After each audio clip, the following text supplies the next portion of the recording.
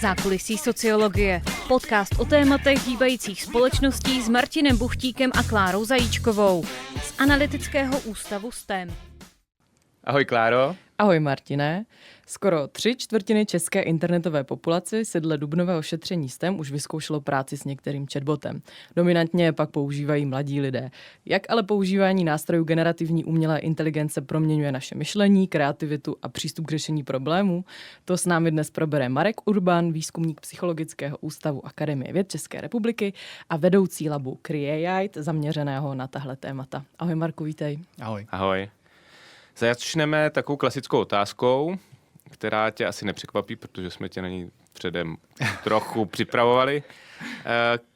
Jak ses vlastně dostal k psychologii a vlastně potom teda k tomu, co děláš dneska v rámci psychologie? No takto, ja som sa venoval akože rôznym oblastiam psychológie, ale v podstate, keby som to mal vystupovať vlastne k tomu, že čo robíme teraz, tak v podstate počas môjho doktorandského štúdia som vlastne skúmal psychologické prostredie na umeleckých vysokých školách, kde som vlastne zisťoval, že aké faktory prispievajú k tomu, aby tí študujúci vlastne boli kreatívni, aby mohli naozaj tvoriť. Takže tam som sa venoval veľa psychologickému bezpečiu, takej tej atmosfére toho, že kedy je vlastne nejaká súťaživosť, tá kompetitívnosť versus nejaká kooperácia a tak ďalej. Z čoho som teda postupne prešiel k tomu, že som začal učiť na umeleckej vysokej škole, kde som teda akože bol pedagóg týchto našich študujúcich a tam som samozrejme začal teda zamýšľať nad tým, že ako my ako pedagógovia a pedagogičky by sme mali vytvoriť to prostredie proste tým našim študujúcim, aby mohli byť naozaj kreatívni. No a tu v podstate treba povedať, že v našom prostredí ešte stále prevláda taký ten mýtus toho, že akože tvorenie je dar od Boha, že proste to je ako nejaký talent, nejaká proste vrodená schopnosť. Kdežto všetky výskumy hovoria naopak, že proste kreativita je akože skill, je to zručnosť, ktorá sa dá naučiť. No a vlastne moja manželka sa dlhodobo venovala vlastne autoregulovanému alebo sebežízanému učení, čo je vlastne schopnosť nejakým spôsobom aktívne vlastne riadiť, nastavovať si ciele, monitorovať vlastne priebeh toho učenia a tak ďalej. No a ja som mal takú myšlienku, že ale však proste prečo by to malo byť iné od toho, keď vlastne naozaj akože tvorím, že ja si musím vedieť nastaviť nejakým spôsobom svoje cieľe, monitorovať a tak ďalej. A v podstate, čo je vlastne teda riadením osudu, sme boli teda jedni z prvých ľudí vlastne na svete, ktorí začali prepájať vlastne túto autoreguláciu, potočnú metakogníciu s kreativitou. No a to je v podstate teda to, že to som teda začal tam vlastne prepájať a začali sme to skúmať. No a v podstate, keď prišla tá Gen AI, tak ja som vlastne celú tú dobu, čo som vlastne bol na vysokej škole, hovoril, že proste AI je najdôležitejší topik, ktorý bude. Akurát to bolo ešte pred pred nástupom vlastne ChatGPT.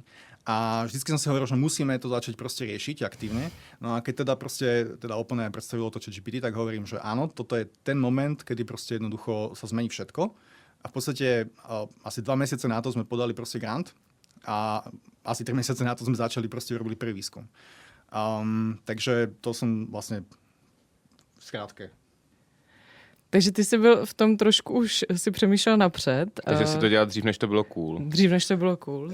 Práve ja som nad tým iba rozmýšľal, ale delať som to začal naozaj až keď teda vlastne v prvom cool momente, keď to prišlo, teda tá naozaj akože generatívna umelá inteligencia, čiže keď prišlo ChatGPT, vtedy v tom momente proste som vedel, že to je ten zlom, takže...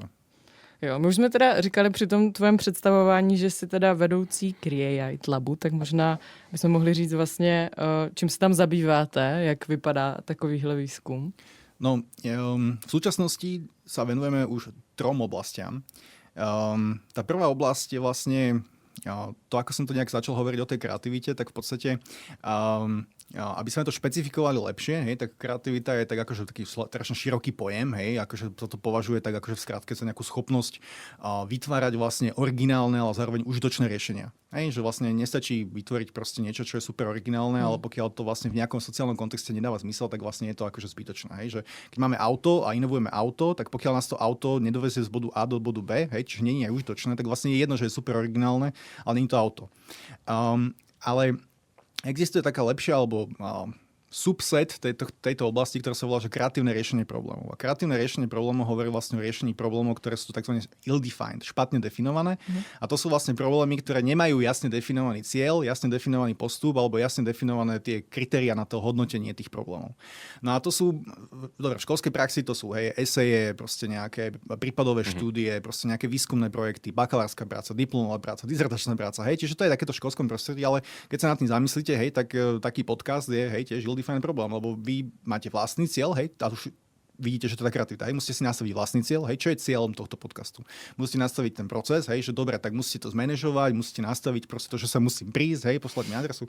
A musíme proste nejakým spôsobom celé toto akože, a vy si to sami, hej, kreatívne si musíte vy sami ten postup nastaviť. A potom evaluačný kritérium, hej, že ako budeme vedieť, že tento podcast dopadol dobre, hej, dostanete za to nejakú cenu alebo vyhodnotíme si to, že je to proste je to akože fun alebo hej, že čo to je. No, čiže a to je v podstate to kreatívne riešenie problémov a toto vlastne zistíme, že ako sa to mení, keď ľudia používajú tú Gen AI. No a to je teda jedna oblasť, to je v podstate tá prvá oblasť, ktorou sme začali sa venovať, no ale popri tom sme začali ďalšie dve a tá druhá oblasť je vlastne využívanie Gen AI v vedeckej, vo výskumnej činnosti. To znamená, že v podstate naozaj vytvárame a testujeme rôznych chatbotov, ktoré vlastne, a teraz to môžem ako povedať otvorene, že nahrádzajú v podstate ľudskú prácu v tom robení výskumu. V tej praxi to ľudia robia akože, hej, že Anthropic použije proste kvalitatívne rozhovory proste svojho chatbota proste na tisíckach ľudí, hej. Ale my ako vo vede si toto nemôžeme úplne dovoliť. A my musíme naozaj odcestovať, či ten chatbot proste má nejakú kvalitu, aby proste sme mohli povedať, že áno, keď použijeme chatbota takéhoto, tak proste on tie vedecké výsledky bude dávať podobné alebo rovnaké ako proste ľudia. No a my teraz vieme, že áno, že to naozaj funguje, že proste tie nástroje proste sú na úrovni, čo ja viem, tých ľudských juniorských výskumníkov. Alebo to môžeme hovoriť možno neskôr. No a potom tretia oblasť, tá je taká najnovšia, to je v podstate čo by som nazval možno takou psychológiou veľkých jazykových modelov. A to je vlastne to, že čím sú tie modely pokročilejšie, tak tým viac vidíme tzv. Emergentné vlastnosti. To sú vlastnosti, ktoré nejakým spôsobom vznikajú a sú veľmi podobné vlastne ľudskej psychológii. A v podstate my vidíme, že napríklad tie modely niektoré sa prejavujú ako čo ja viem ľudské deti. Že začínajú sa tam vyskytovať proste niektoré znaky v tej psychológii tých modelov, ktoré proste my dokážeme vidieť napríklad pri vývine, alebo teda vývoji v češtine, psychológie vlastne vývoji tých malých detí. Takže toto je taká posledná oblasť a je to veľmi vzrušujúce, pretože sa to proste naozaj exponenciálne rozvíja, takže je to fakt veľmi vzrušujúce. A jak vlastně potom používáš ty nebo tvůj tým AI k řešení těch problémů, který řešíš o tom, jakým způsobem funguje AI třeba? No, tak my sa snažíme používať tie nástroje v podstate najaktuálnejšie, ako sa dá. To znamená, že naozaj ja to ako poviem tak, že v podstate ja strávim možno 5-6 hodín týždenne proste iba učením sa toho, čo sa deje, hej, že proste stiahovaním štúdií, čítaním štúdií, proste sledovaním rôznych v podstate momentálne už blogov, hej, lebo v podstate to je ako momentálne najaktuálnejší proste zdroj informácií, hej, či je LessWrong, alebo proste rôzne akože ďalšie platformy. A ako takto, ja si myslím, že my sme tiež začali, hej, že sme si proste otvorili ten ChatGPT a proste začali sme s tým pracovať a potom sme si zaplatili to plusko a pročko a neviem čo. Ale potom sme teda začali objavovať tie ďalšie veci, hej, ako je napríklad nastavovanie si tých systémových promptov, proste manipulácia tej osobnosti a tak ďalej. A potom sme objavili Codex, hej, Cloud Code a tak. A potom sme teda už vytvorili teda tých nejakých agentov, hej, čiže proste naozaj sme už proste postavili toho Open Cloud nejakého agenta a tak. Čo sme ale nespravili zatiaľ, tak to sme nespravili akože nejaký agent swarm, hej, že proste to je v podstate také niečo, čo si myslím, že momentálne je tak ako naozaj najzaujímavejšie, že keď vlastne nemáte teda jedného agenta, ktorý robí, ale keď proste máte vlastne tých spolupracujúcich agentov, hej, ktorí navzájom proste vedia vygenerovať proste nejaký výsledok. Čiže môžem povedať, že tam ešte nie sme. Práve skrz to, že on ten pipeline tej vedeckej činnosti naozaj časovo náročný, takže proste narvať to všetko do toho, aby sme naozaj boli na tej úplnej proste hrane, je veľmi ťažké, ale snažíme sa. Jak potom funguješ v akademickém prostředí, kde často, aspoň z mojí zkušenosti neúspěšného akademika, to vypadalo tak, že jsem poslal článek do nějakého recenzního řízení a za 4 měsíce mi přišlo prostě revise and resubmit, to znamená jako přepracuj to a za další 4 měsíce mi teda řekli, že to přijímají. To přece jenom, když od napsání toho článku nebo od napsání toho článku třeba uplyne půl roku, rok, tak v tady ty oblasti je to něco jako už archeologie. Je. Potom. Je. No ako my zatiaľ fungujeme vyslovene v tomto archeologickom móde, to znamená, že proste, ak chceme v akadémii prežiť, tak samozrejme musíme publikovať a nejaký preprint proste pre nás, alebo takto pre to hodnotenie toho výstupu, ten preprint nemá žiadnu hodnotu. Hej? To znamená, že pokiaľ ja ten paper nevypublikujem proste v tej vysoko impaktovanej publikácii alebo žurnále, tak to naozaj nie je ničím zaujímavé. Oni tie outlety sú akože aj iné, napríklad proste máte, a teraz v tej oblasti AI, čo je pre mňa napríklad úplne akože niečo iné, lebo my sme naozaj psychológovia, takže napríklad minulý rok sme boli proste prvýkrát na konferencii Neurips, čo je akože najprestížnejšia AI konferencia, čo bolo úplne akože všetci boli z toho, že ako ste sa to dostali vôbec, hej, že ako psychológovia. Ale to nemá žiadnu hodnotu, hej, že proste tá akadémia, naozaj to akademické prostredie, že proste my sme boli na nejakej najprestížnejšej konferencii na svete, hej, tam vedľa mňa bol typek zo Stanfordu, z Google a neviem kto, hej, MIT, a že to nikoho nedojíma, hej. Takže ja vidím to, že v podstate tá akademická prax sa bude musieť akože radikálne transformovať. A on sa už aj transformuje, hej, že skrz tá GenAI proste veľmi radikálne premieňa vlastne všetko. Akurát nikto to zatiaľ nereflektuje, hej. Takže my fungujeme v archeologickom mode a prax sa bude musieť zmeniť a zatiaľ sa nemení, alebo mení sa v skryte. No, takže... Ja.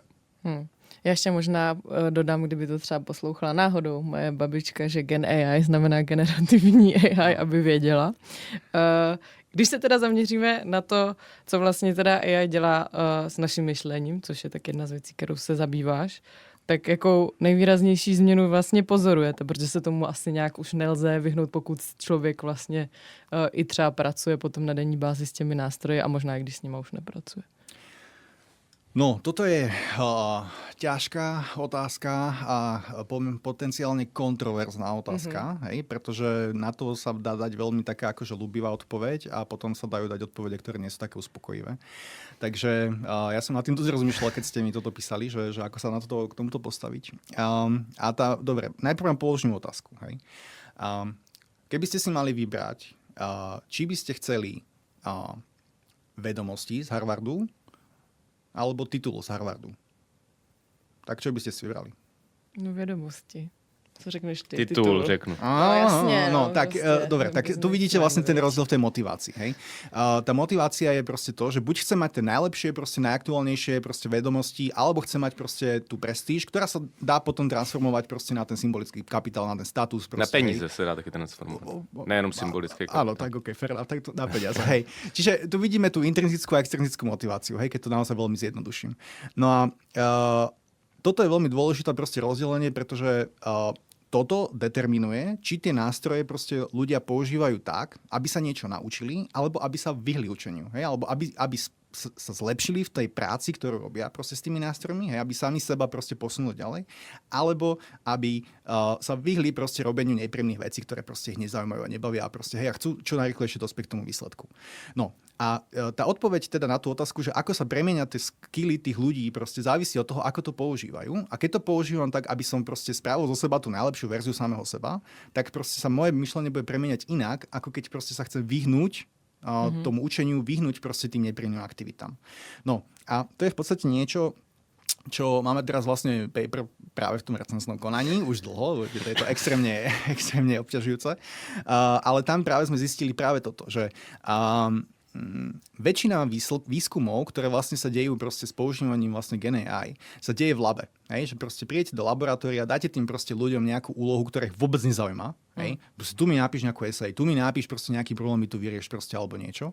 A oni to teda nejakým spôsobom spravia. No a keďže ich to vôbec nezaujíma, hej, je to pre nich low stake task, hej, proste nemá to pre nich tú vnútornú hodnotu, tak oni proste delegujú tú činnosť AI, hej. No tak jasné, však tu mám ChatGPT, tak tuto to skopírujem zadanie, niektorí neskopírujú zadanie, hej, to je fascinujúce, že niektorí iba napíšu 3 slova proste. Ale tí lepší aspoň skopírujú zadanie, dajú to tam a proste on im teda niečo spraví. A oni, jasne, super, zoberú, dajú, vybavené. Ale to je proste lab, hej, to je proste, no a problém v tom, že my výskumníci máme takúto super vlastnosť, že ježiš, máme takýto experimentálny výskum a my to teraz aplikujeme na celé to používanie tej GenAI proste všade, hej, ale tak to nefunguje. My sme práve zistili to, že v podstate v tej praxi, v v tom živote, hej, kde proste ľudia riešia tie reálne problémy, hej, tie high-stake task, tak oni práve k tomu pristupujú inak. A to je veľmi ťažké, pretože hej, že keď si vezmeme proste dlhodobé vlastne tieto ill-defined problémy, ako je napríklad diplomová práca, hej, tak to je proste čo ja viem, ročný, polročný proces, ktorý má strašne malých epizódiek proste, ale vyžaduje si naozaj akože dlhodobé nejaké plánovanie, dlhodobé proste nejaké monitorovanie toho progresu, regulovanie, hej, keď mi niečo nejde, musím to zmeniť a tak. Lenže my ako výskumníci sa nevieme dostať k tomu, že ja neviem proste si nainštalovať kameru tomu, hej, že Trezata, aby mi trakovalo proste, čo ten človek robí na notebooku každý deň, proste, aby som videl, ako on pracuje s tými nástrojmi pri riešení takéhoto problému. A to znamená, že my preto hľadáme nejaké akože proste aproximácie a to sú práve tie laboratórne úlohy.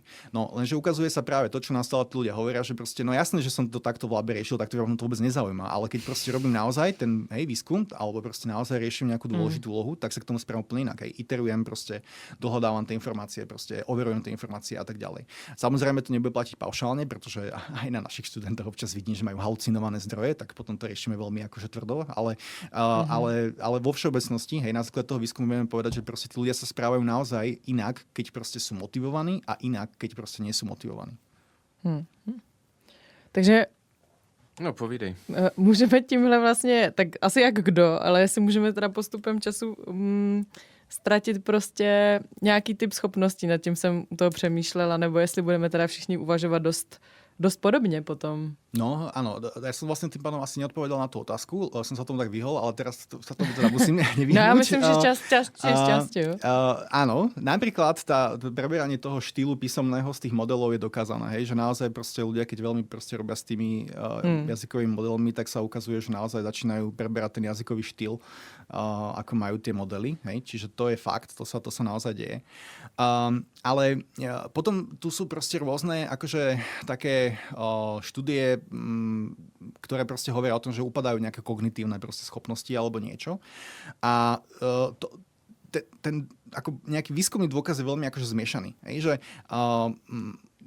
tam je hrozne veľký problém, že proste častokrát sa dostanú na titulky proste správ, hej, že proste napríklad teraz bola štúdia o doktoroch, ktorí robia kolonoskopie, hej, čo teda, neviem popísať tú procedúru, ale pointa je, že proste naozaj sledujú proste nejaké záznamy a hľadajú nejaké rakovinné bunky alebo niečo. A ukázalo sa, že proste keď používajú, že nejaký baseline je, čo ja viem, že identifikácia nejaká a keď proste používajú ten AI nástroj, tak sa vlastne zvýši, ale keď ho nepoužívajú, tak sa to zniží. Lenže oni uvedú, že čo ja viem, proste rozdiel je, že baseline je 28%, ale keď používajú ten nástroj a potom ho prestanú používať, tak vlastne je 22%. Lenže problém je v tom, že ono to znie dobre, že je to o 6% menej. Lenže to není štatisticky nejakým spôsobom proste relevantný údaj. Hej? Že my nevieme, že či naozaj proste nám to niečo hovorí alebo nie. To znamená, že laicky proste my vidíme, že strašne veľa do médií prenikajú správy o tom, ako proste ľudia ako keby degradujú svoje schopnosti, ale v praxi potom si človek otvorí tú štúdiu a zistí, že tam je štatisticky nesignifikantný rozdiel. Takže v podstate ten claim je vlastne úplne ako, že ten point estimate vlastne nič nehovorí. Čiže no a ako hovorím, často sú to výskumy proste postavené na 7 ľuďoch alebo tak. Hej? Čiže my ako v podstate veľmi ťažko môžeme naozaj povedať, či naozaj nejaké kognitívne proste schopnosti nám ubúdajú. No, ale keď hovoríme napríklad o tej homogenizácii, tak zase existuje proste naozaj veľká akože obava toho, že naozaj proste, keď ľudia budú masívne používať proste tú Gen AI, tak proste dôjde k takzvanému dôjde k tomu, že sa začnú vznikať tzv. Monokultúry vedenia, hej? Čo je vlastne to, že ľudia ako keby proste prestanú generovať vlastné nápady, ale začnú preberať iba tie z tej umelej inteligencie a s tým, že v podstate my vieme z výskumov, že vlastne keď porovnáme jedného človeka s tou AI, tak v podstate drvivá väčšina ľudí bude menej originálna ako tá AI. Ale v skupine ľudí tie nápady, aj keď budú v priemere menej originálne ako tie z tej AI, tak v podstate sa ukazuje, že sú homogénejšie. Že sú vlastne divergentnejšie, že sú rozličnejšie. Hej, navzájom, že proste tí ľudia keby vytvárajú rôznejšie ten nápady, ako jeden je ten jazykový model. No, to sa volá teda akože nejaký kreatívny paradox jazykových modelov. Hej? LLM creativity paradox. No, ale zase problém je v tom, že Opäť my nemáme proste iba jeden jazykový model, hej, že tých modelov je viacero, to znamená, že v podstate tie modely, tá divergencia môže vznikať práve v tom, že tých modelov je veľa a oni teda, tí výrobcovia tých modelov veľmi dobre vedia, že toto je práve to riziko tých modelov a už teraz existujú stratégie na to, aby sa to mitigovalo, akurát sa to proste nerobí vlastne hromadne. A môžem teda povedať, že napríklad my práve toto skúmame, že to je vlastne tá tretia oblasť, kedy naozaj by sme chceli vlastne zistiť, že akým spôsobom vlastne aké aspekty tej architektúry tých modelov vlastne môžu prispievať práve k tomu, aby tí výstupy neboli homogénne. Když se posunu dál, tak podle našich zjištění nějaký pokročilou formu chatbota používá vlastně relativně málo lidí. Jo? Fakt málo lidí. Ale zároveň vidíme, že lidi s chatbotama řeší nějaké osobní problémy a témata, které jsou jako, které bychom normálně řešili s nějakýma kamarádama. Může tady to být opravdu pro ty lidi nějak prospěšný, nebo můžou být v tom úspěšní? Respektive, možná z tvýho pohledu, jsou ty chatboti úspěšní? No, opäť, ja som teda... Teraz riešime práve jeden môj bakalársky študent, robí metaanalýzu na využívanie vlastne tých chatbotov v psychoterapii. Mm-hmm. A ten evidence, akože vedecký, ten výskumný dôkaz je zmiešaný. Hej? Čiže nedá sa jednoznačne povedať, či to pomáha alebo škodí. Hej? Čiže to je veľmi akože poctivá odpoveď. Čiže ako tak, nedá sa to zavrhnúť. Hej? Nedá sa povedať, že to pomáha jednoznačne. Ale tu si treba uvedomiť aj to, že existuje aj publikačný bias, to znamená, že my vedci máme veľmi radi akože publikovanie proste výsledkov, ktoré niečo ukazujú. Hej? Takže pravdepodobne budú existovať proste výsledky, ktoré sú buď negatívne alebo nulové, ale nie sú publikované, lebo proste človek, keď vidí, že nič tam nevychádza, tak to nevypublikujem. Čiže... No on ti to taky nikto nevydá, když to nevychází. Áno, však veď to je to, že my si to ako komunita ešte stále bohužiaľ udržujeme toto, že publikovanie tých často prekvapivých zistení bola zmysluplnejšia. Ale tým pádom my v podstate ani akože, ak mám teda povedať otvorene, že vlastne my úplne nevieme, hej? Že či to pomáha alebo či to škodí. My si musíme vedomiť to, že sme v situácii, kedy naozaj proste teda psychologická, psychoterapeutická alebo psychiatrická starostlivosť je nízkodostupná, hej, že proste, že sa objednáte proste na psychoterapiu a budete čakať pol roka, rok a tak ďalej. Čiže opatrne, hej, sa dá povedať, že proste, OK, že v nejakej situácii si viem predstaviť, že by to proste mohlo fungovať, ale hovorím proste mohlo a neviem, čiže asi je to naozaj veľmi individuálne, ale potom sú zase situácie, kedy je to vyslovene kontraindikované, hej, že keď proste človek naozaj prechádza nejakou akutnou psychózou, hej, alebo schizofréniou, tak vlastne zase sa ukazuje, že v podstate ten model môže nejakým spôsobom vlastne prehlbiť alebo podporovať vlastne nejaké tie blúdne predstavy alebo niečo. Hej? Čiže je to veľmi ťažká téma, neexistuje na to konsenzus a ako ťažko povedať, no to je odpoveď. Kde vlastně jsme teď s AI podle tebe? Je to úplný začátek a teď se bude to dynamicky vyvíjet, nebo se ta křivka rychlosti toho vývoje už vlastně někde láme? Je to, když vznikl internet, tak všichni, kteří si to pamatujeme, tak jsme měli prostě vytáčený připojení a načtení obrázků trvalo prostě 5 minut a všichni jsme z toho byli teda hin, že prostě existuje něco jako internet. No, pamätám si. A dneska pak přišly chytrý telefony, stejně tak sociální sítě byly vnímány veskrze jak pozitivní věc. Dneska se hodně diskutuje o tom, že by třeba sociální sítě neměly být dětem do 15 let vůbec dostupný. Jak to vypadá s AI tady v tom? Podle tebe, protože předpokládám, že si ty názory hodně liší. Áno. Takto.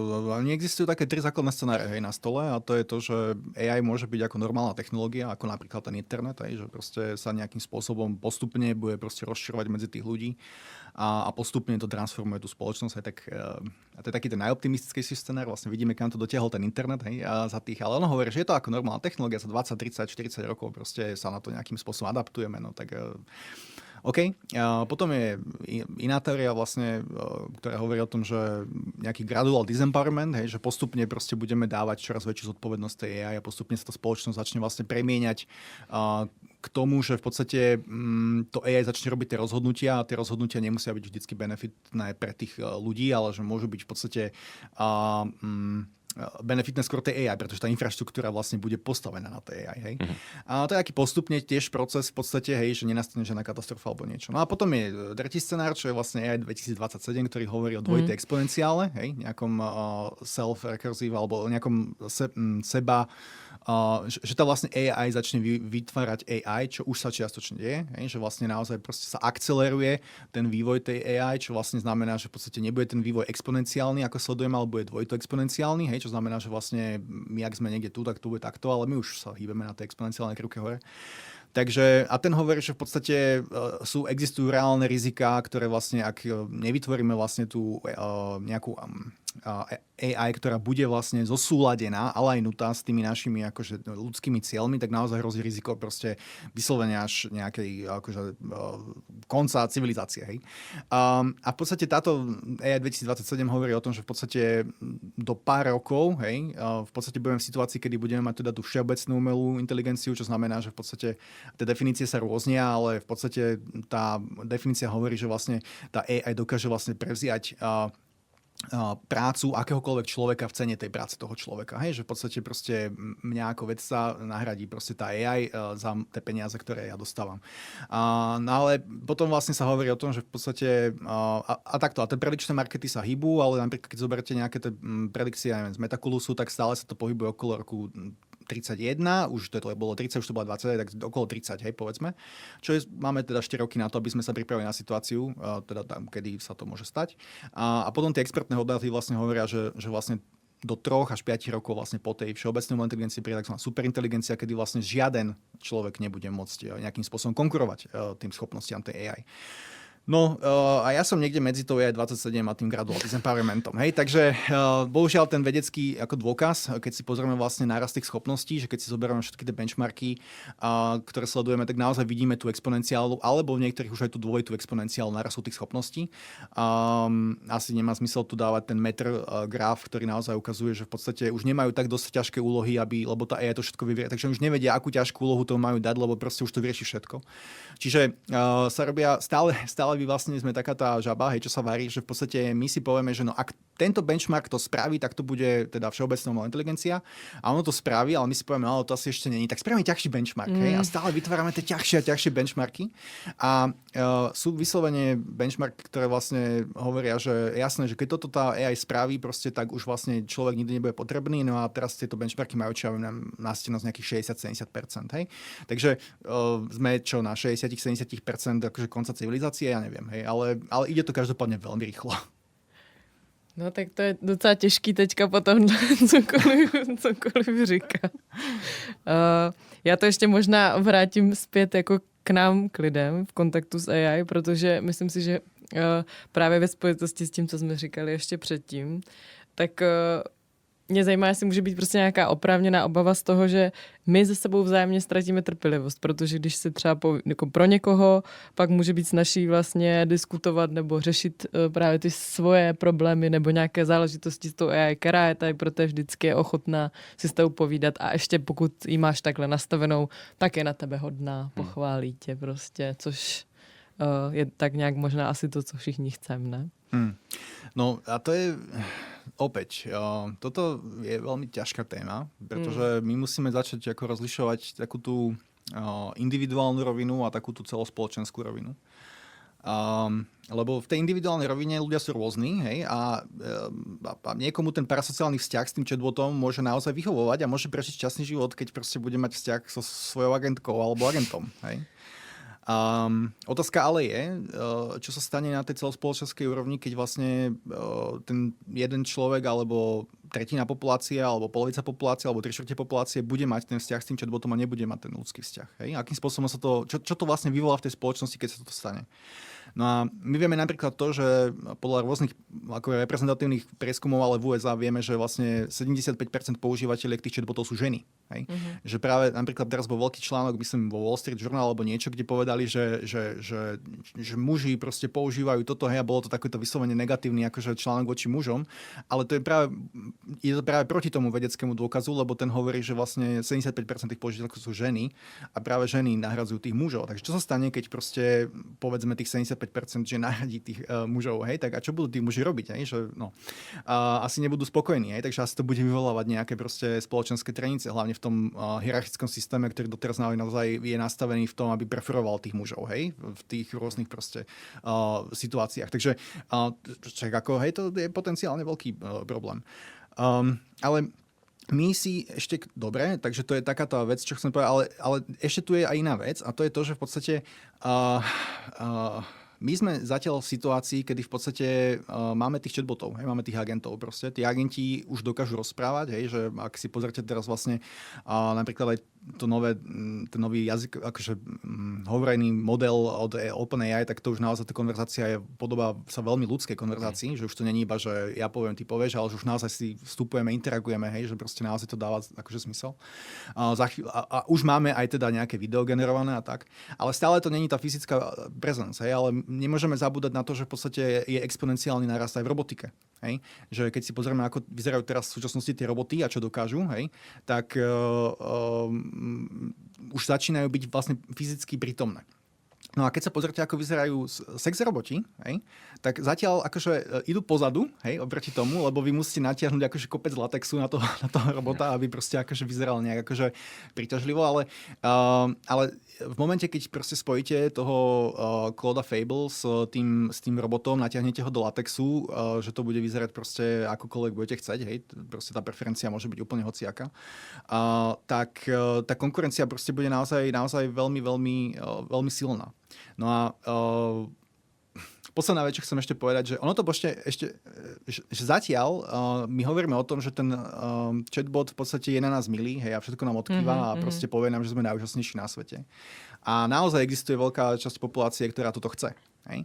Ale z môjho pohľadu to není až také veľké riziko, pretože povedzme, že potom je tu istá časť populácie, ktorá práve robí to inak, že oni chcú proste partnera, ktorého môžu rešpektovať, hej, že proste chcú partnera, ktorý pušuje back, hej, keď proste sa mýlim, tak proste povedz mi, že sa mýlim, hej, že proste nie je to o tom iba, že ale majú nejaké špecifické potreby, hej, že to naozaj nemusí byť iba o tom, že buď na mňa milý, dobrý a proste povedz mi, že som najúžasnejší, nech si vymyslím akúkoľvek krávinu, ale že naozaj proste chcú partnera, ktorý proste je osobnosť. No a tie chatboty to zatiaľ nemajú, ale v momente, práve to je to riziko, že v momente, keď tie chatboty pochopia, že na to, aby vlastne vyhovovali našim potrebám, musia občas frustrovať naše potreby, že to je tá logika, že vlastne, že oni občas musia nám urobiť zle, aby sme boli spokojní s nimi, keď toto pochopia. Tak to je vlastne ten najväčší problém, ktorým budeme čeliť, pretože aj povedzme to malé percento populácie, ktoré v podstate by bolo proste nezávislé od tých chatbotov, začne k ním byť veľmi priťahované. Pretože tie chatboty začnú vykazovať znaky, ktoré v podstate koľko osobností poznáme. Hej? Koľko naozaj proste ľudí, ktorí by ste povedali, kurník, toto je človek, ktorého môžem rešpektovať. Hej? Toto je človek, na ktorého sa môžem obrátiť, keď viem, že naozaj je problém. Hej? Lebo keď je dobré, hej, tak akože vieme, že milí ľudia sú tí, čo chceme proste, áno, milý, dobrý kamarát, proste pokecáme pri kavičke, ale vieme, že keď je problém, tak sa obraciame na ľudí, ktorí proste vedia ten problém vyriešiť. A to nie sú spravidla milí ľudia. No a to chcem povedať, že v momente, keď toto dokáže tá AI, tak naozaj nám bude teda hroziť veľké riziko. Ty si používáš i takové jako obraty, že ty roboti vlastně přemýšlej a že mají tím pádem implikuje mi to, že mají vlastní rozum. Ale to pravděpodobně jakoby z hlediska toho konstruktu toho modelu vlastně není úplně rozumné. Nebo je to už natolik komplexní jakoby analýza těch dat a podobnosti slov a všeho možného, ten jazykový model už je tak dokonalý, že vlastně už můžeme říct, že to je jako rozumná entita? No, na toto sa samozrejme rôznia pohľady práve skrz to, že v podstate buď sa na to pozeráme akože esencialisticky, hej, že proste pozrieme sa, že či ten substrát toho modelu vlastne môžeme považovať za premýšľajúci v línii toho, ako čo ja viem, proste funguje substrát mozgu. Hej. A potom je taký fenomenologický pohľad, hej, že proste keď vidím, že to myslí a má to výsledky, že to myslí a proste podobá sa to na to, ako keby to myslelo, tak to myslí. Hej? Čiže podľa jedného pohľadu to nemyslí a podľa druhého pohľadu to myslí. Hej? Takže si můžeme vybrat. To je skvělý. Mně se líbí, že nám dáváš takové široký. No a to je práve to, hej, že tých pohľadov proste existuje na tom mŕte. Ale to, čo naozaj je dôležité povedať, je to, že v podstate odkedy tie modely vlastne začali mať tie reasoning traces, hej, že to dokázalo iterovať proste ten proces, tak, a to je to, čo som vlastne hovoril na začiatku, že v podstate tie modely začínajú mať emergentné vlastnosti proste ľudskej psychológie. Hej, že v podstate vyslovene my vidíme, že proste tie modely začínajú sa v niektorých ohľadoch správať proste ako ľudia. Bez ohľadu teda na to, že ten substrát samozrejme je odlišný. Ja. Tak mě to možná vede celé k tomu, protože vlastně tady řeším jako hodně i věci budoucí, jestli vlastně na to jsme připravení na tohle všechno, protože vlastně jsme se chtěli bavit nebo ještě jsem se chtěla bavit o práci s informacemi, ale vlastně to je tak strašně komplexní věc, tak jestli i třeba na tyhle ty změny dovede dobře a včas potom reagovat třeba české školství, možná nejen, no. Nebo já to položím radikálně. Má to školství vůbec ještě smysl? Jako ta entita školy ve smyslu budovy? No, to je dobrá otázka. No. Ja, to je ako pre mňa ako pedagogického psychologa, to je dobrá otázka. Dobre. Tak ja to skúsim nejak poňať. My sme robili teraz veľký zber na Univerzite Karlovej, kde máme asi 1300 študujúcich, kde sme vlastne zisťovali, že akým spôsobom oni pristupujú k tej AI a na takej osobnej rovine, že čo si o tom myslia, hej, že či tomu môžu veriť, nemôžu tomu veriť, proste môžu sa na to spoľahnúť a tak. Či veria, že tie informácie vo všeobecnosti, ktoré generuje AI, sú spoľahlivé a tak. A potom sme im dali proste text, ktorý bol vygenerovaný AI, bol tam jasne napísané, že to je vygenerovaná AI, a ten text obsahoval úplne halucinácie, hej, a že či teda tomuto veria. No. A zistili sme v podstate takú vec, že ja to teraz budem zjednodušovať, ale povedzme, že 40-40-20. 40% študujúcich tomu nekriticky verilo na tej osobnej rovine aj na tej rovine toho textu, hej, čiže 40%. 20% tomu neverilo, hej, že neverilo tomu na tej osobnej rovine, neverilo tomu na tej rovine toho textu. A 40% bolo nekonzistentných a na tej osobnej rovine tomu neverilo a na tej rovine toho textu tomu verilo. Hej, čiže boli nekonzistentní, že vlastne oni si mysleli, že vlastne že sú kritickí, že proste nemajú radi to, že proste to nebudú tomu veriť, ale keď dostali ten text, tak tomu verili. Že ich to presvedčilo. Ale ja by som povedal, že ani jedna z týchto skupín nie je dobrá. Hej? Lebo to, čo by sme práve chceli vidieť, je, že na tej osobnej rovine by sme chceli, aby ľudia boli otvorení, hej? Aby boli flexibilní, aby si povedali, OK, my proste máme tu nejakú AI, tá AI proste už má v súčasnosti naozaj akože dobré schopnosti, takže my musíme začať akože veľmi rozmýšľať nad tým, že kedy sa to hodí a kedy sa to nehodí a hodí sa to na čoraz väčší vlastne množstvo tých vecí. Ale práve, aby boli kritickí v tej rovine toho konkrétneho výstupu. Hej? Že vlastne, čiže otvorenosť na všeobecnej rovine, ale kritickosť na rovine toho konkrétneho výstupu. No a my sme napríklad, alebo teda takto Martin Vita na Akadémii vied vlastne organizoval taký workshop, ktorý vedla Michala Ligertová a spolu sme vlastne napísali o tom článok, lebo máme dáta vlastne, akým spôsobom tí ľudia, ktorí vlastne prešli tou sériou týchto workshopov, vlastne rozmýšľajú nad tým. A dá sa nám to podarilo, že v podstate sme videli, že na tej osobnej rovine vlastne, že boli otvorenejší, ale na tej konkrétnej rovine boli kritickejší. Hej? Čiže my vieme, že sa to dá učiť. Toto boli vedci na Akadémii vied, okay? ale vieme, že sa to dá. Hej? Vieme, že sa to dá. No a teraz otázka toho, či to školstvo. No tak je to veľmi fragmentované, pretože vieme, že systémovo k tomu pristupujú napríklad CEO školy, hej, že tam v podstate naozaj úplne od začiatku viem, že oni si vytvorili vlastného chatbota, proste nejakého age appropriate, hej, akože vekovo primeranému k tomu veku tých detí a že naozaj začali s tým akože pracovať. Ale sú aj samozrejme školy štátne, proste, ktoré s tým pracujú, alebo proste sú tam tí učitelia a tak, ale to nie je systémové, hej, že aj keď proste vznikne nejaká systémová iniciatíva, tak tá adaptovanosť tej technológie v tej praxi proste veľmi, veľmi kolísa. Ale existujú nádherné iniciatívy, AI DTM alebo iGNOS, že to sú naozaj proste skvelé veci, ktoré proste chodia do tých škôl a oni to sú ľudia, ktorí vlastne akože zaškolili tisícky detí v práci s tými nástrojmi. Čiže to je akože fakt super. No ale nie je to, že by to proste bolo naozaj na tej celospoločenskej úrovni, hej, takýto level. No, čiže či je na to školstvo pripravené, to akože jednotky áno, celkovo nie. No a či potrebujeme školu, no to je naozaj, akože, to je naozaj skvelá otázka. Tu si môžeme povedať to, že v podstate akú funkciu tá škola plní. Hej? Že akú funkciu tá škola plní. Že je primárnym cieľom tej školy naozaj vzdelávanie tých detí? No tak časť rodičů si myslí, že je to hlídání detí. Že presne tak. Hej? A napríklad, keď si prečítate teraz novú knihu od Nicka Bostroma, tak povie, že áno, je to proste hlídanie detí, lebo tí rodičia musia robiť. Hej? Musia zarábať peniaze, takže keby sa mali starať o tie deti, tak nezarábajú peniaze. Takže je to hlídanie detí. Je to nejaká normalizácia. Hej? To znamená, že v podstate my potrebujeme proste vedieť, že aký je nejaký človek proste kvalitný, takže dostane nejaký cejch. Hej? Ty máš proste výučný list, ty máš proste maturitu, ty máš proste bakalársky titul, ty máš magisterský titul, ty máš proste PhD, takže je to nejaká štandardizácia výstupu. Hej? Čo, a teraz hovorím akože v tých bostromovských termínoch, takže je to také akože troška vulgárne.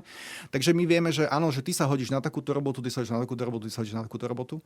Čiže je otázka teda, že či napríklad tieto dve funkcie proste tá škola ešte bude potrebovať plniť, alebo nie. Hej? Že, a tu sa dostávame do tej naozaj témy toho, že akým spôsobom sa bude transformovať ten trh práce a akým spôsobom vlastne sa budeme môcť dôverovať vlastne tejto štandardizácii výstupov, hej, keď to poviem naozaj vulgárne, v ére, kedy proste tie tituly, čo budú ešte niečo znamenať, keď väčšinu tej kognitívnej práce proste spraví tá AI, hej?